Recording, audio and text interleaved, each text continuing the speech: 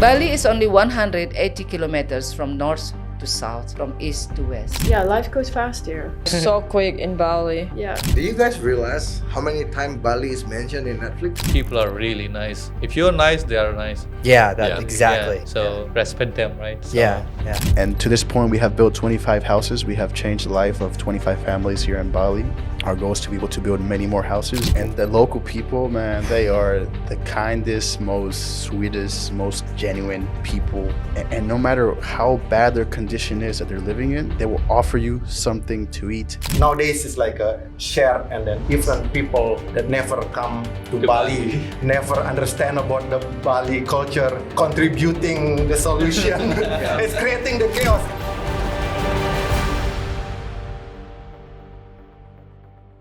Life is really fast here. On one Yeah. hand, yeah, life goes fast here. Yeah, 2.5 really fast. years It since is, I yeah, arrived. it's so quick in Bali. Yeah. Why do you think? About what? Why do you think life goes really fast in Bali? Because there's so much going on, like Yeah. just quick. I don't know. It only happens if you're happy, though, right? Yeah. But I think also life goes by fast here because of the so many things. Like sometimes life, for me at least, how I perceived it in Europe, is so much structured, right? Yeah. So many people have a 9 to 5. You work out in the Yeah. evening, see your friends twice a week, you go out twice. That's it. yeah. Days are the same. Here, in one day, I can go to the gym, see my friend, Yeah. have lunch, work from home, and in the evening go to a party. And all these 5 different things happen in one day, and tomorrow it can happen again. Yeah. Because So you I- have fun, I guess. Also, yeah. The good thing about Bali is like, do you guys realize how many times Bali is mentioned in Netflix? Yeah, Really? it's a lot. Yo, man. actually, yeah. Everybody trying to go to, oh, I'm going to Bali, you know? Yeah, Yeah, kan? yeah. Yeah, we start like Yeah, in it's the true. scope right now. You know, like Bali start be like in the Like, scope. it's In so- the series, they Any talk about. series, any movie, Yeah. they mention why Bali is like they say a lot in Netflix, especially.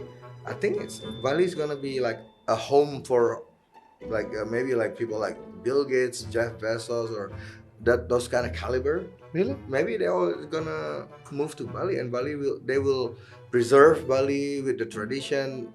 So because like they want the elites that they doesn't want to live like in a non-cultured like very what do you call it, concrete jungle. They want to see like nature. They want to see like people like going to temple. They want to see the people making offerings for the god.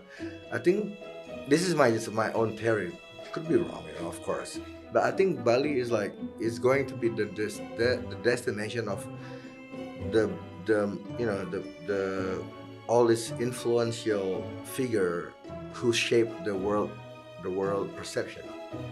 I think they want to retire in Bali, and they want to keep Bali as authentic as possible. So hopefully my theory is true. Because if it's true, then Bali will be safe from all this technological AI blah blah, blah bullshit. Like Bali is gonna be still Bali. The people will still go to Banjar. People are still going to like Ngaben, doing like tooth filling, and everything is still like culture.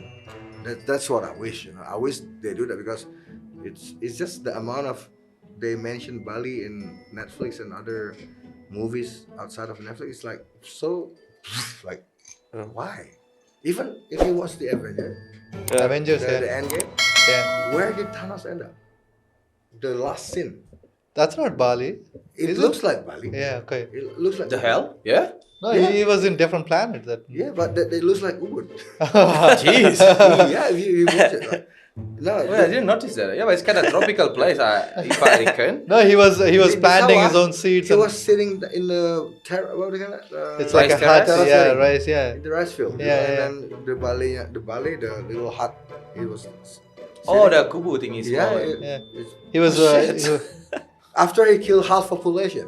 After he about to do this, bro. Yeah, and then half population gone, Yeah. and then he maybe. Oh, it's that like, scared the shit out of me, Blake. we went to Langan Sweet near Ammon. Yeah, It's beautiful. a beautiful spot. Yeah, I have a proper bike at that point. So Lee was driving Vario, and he was taking up the hill. I shouldn't have taken mine. It's not a dirt bike. It's not meant to be on a dirt road. Yeah. And I took it up. While going up, it's just struggling. The back tire is moving around all the way, and coming down, it's skid and fell. So the whole steering wheel bent. Oh yeah.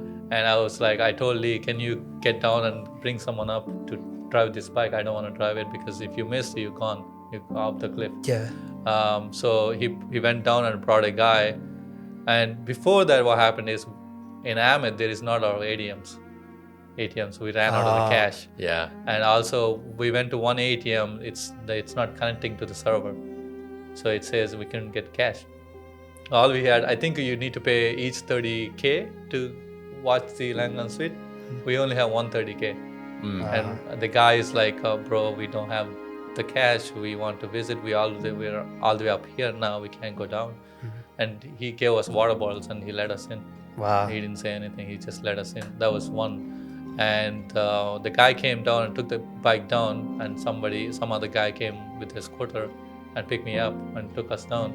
And we still don't have cash, and the bike steering wheel is bent.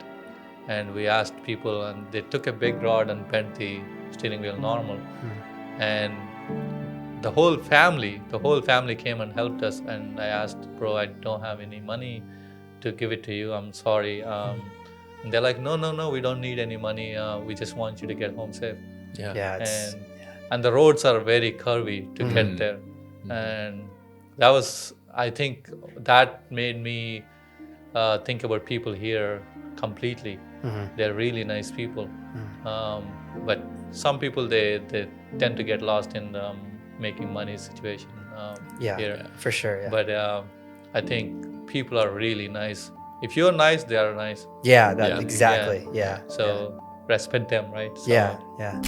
One family that we built a house for in Arjana, family Arjana. Yeah. There's this one family that we built a house for in Pedawa, Bali. And when we first went there and saw the conditions that the family lived in, and we knew that, okay, we want to build a house for this family. You know, at that time, there was a father, mother, and a son. And we gave them the news, hey, we would like to build you a proper, adequate home for you and your family.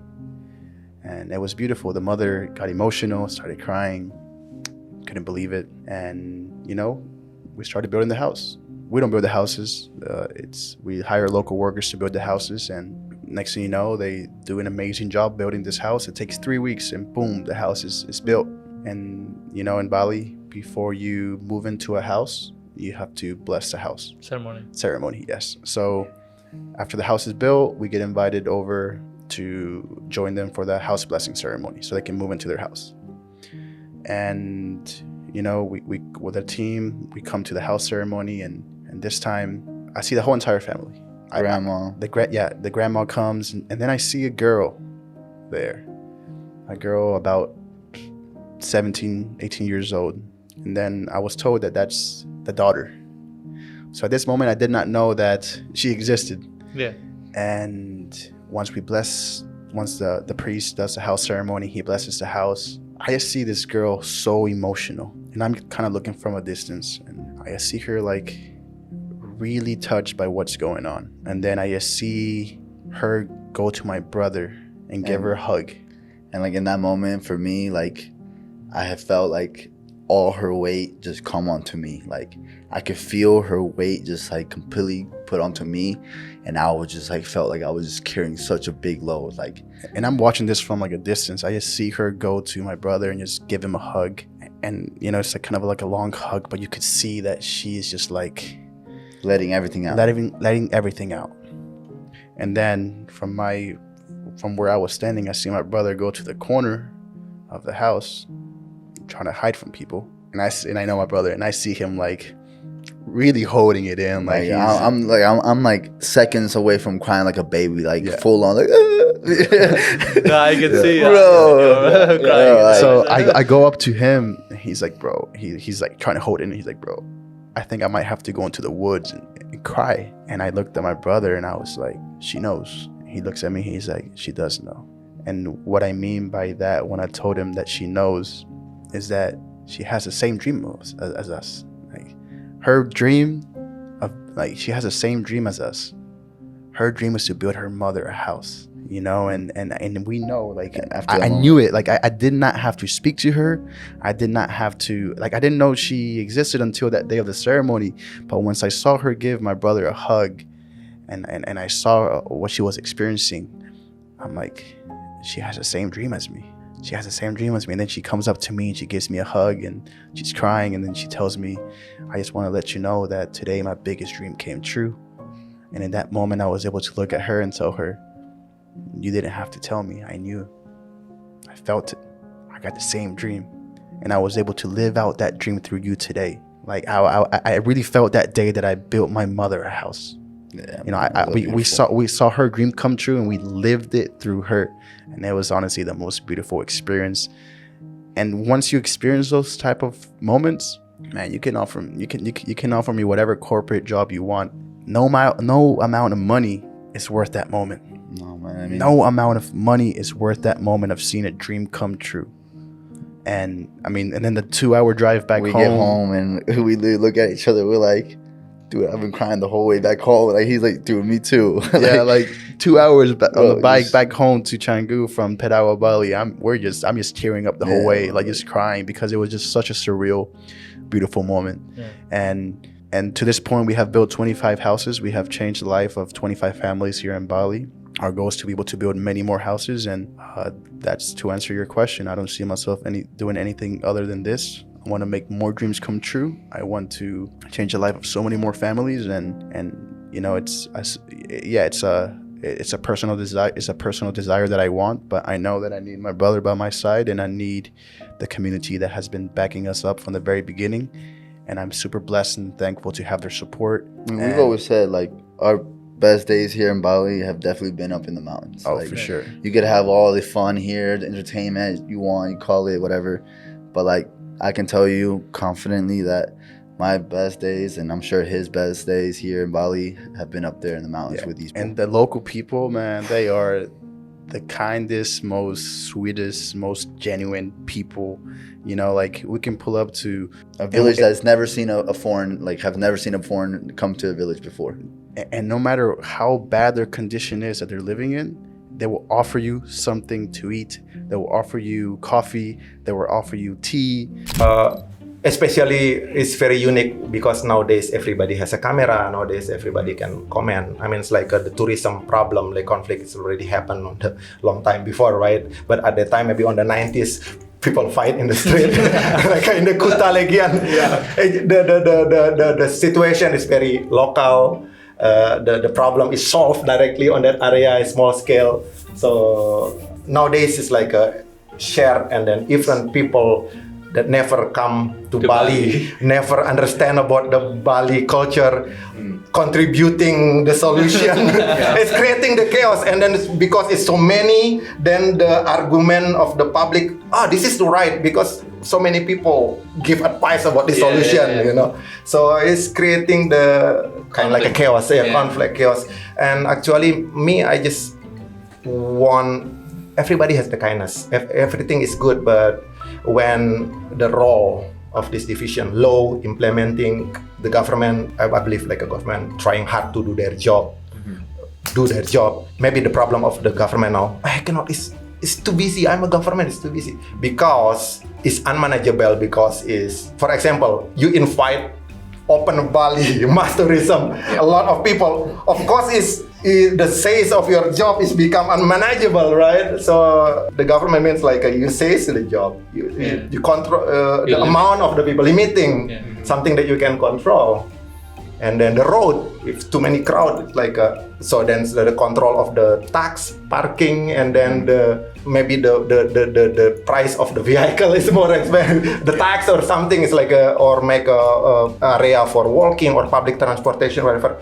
I mean, I think the development in Bali is faster than the planning. Yeah, that's make it the conflict. Bali is only 180 kilometers from north to south, from east to west. You can basically do the whole Bali maybe in one day, full drive, you know. What do you want Bali to become? Seem like